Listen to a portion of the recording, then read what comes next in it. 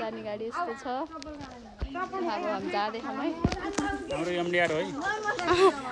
हाम्रो एमडीआर हो। फेरि जाँदा लायौँ। यस्तो छ यी यति राम्रो सिन छ।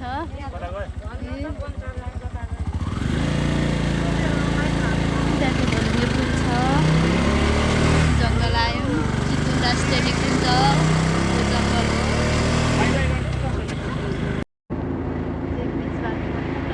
लायौँ।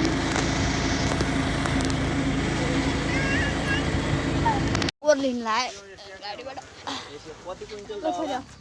कस्तो भयो छोरी? जुत्ती भयो जुत्ती जुत्ती लिएर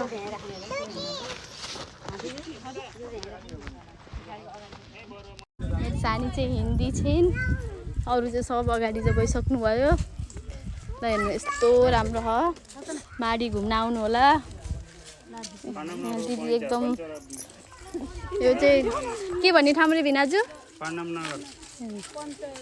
मेरो चाहिँ म चाहिँ फर्स्ट टाइम हो। अनि मम्मीहरू चाहिँ अब यहीँ जन्मिनु भएको भएर एकदम घुमिरहनु भएको। मेरो बुढाको गाउँ हो क्या यो चाहिँ। अनि हेर्नु कति राम्रो बगैँचा छ।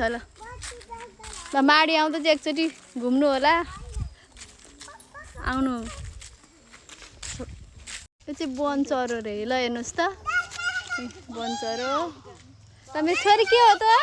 के हो रे भनिदेऊ त? ओ एक्स ई छाया परेछ के त?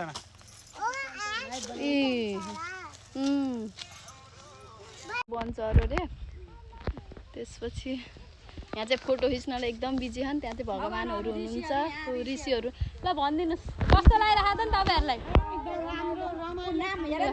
मेरा सासूहरू दिदीहरू बहिनी नन्नाहरू नन्ना बहिनीहरू।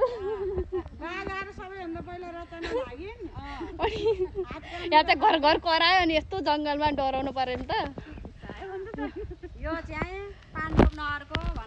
भनिदिनुहोस् त यहाँको। ल यहाँको बारेमा भनिदिनुहोस् त।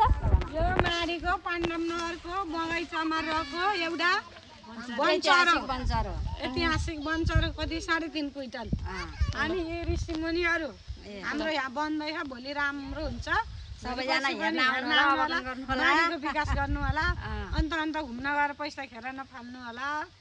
ल हाम्रो आन्टीको कुरा चाहिँ सुन्नु होला। माडी आउँदा चाहिँ अवश्य एकबार यो घुम्नु होला। ऊ त बनचरो हेरेर फोटो खिचेर जानु होला। ल आन्टी केही भन्नुहुन्छ?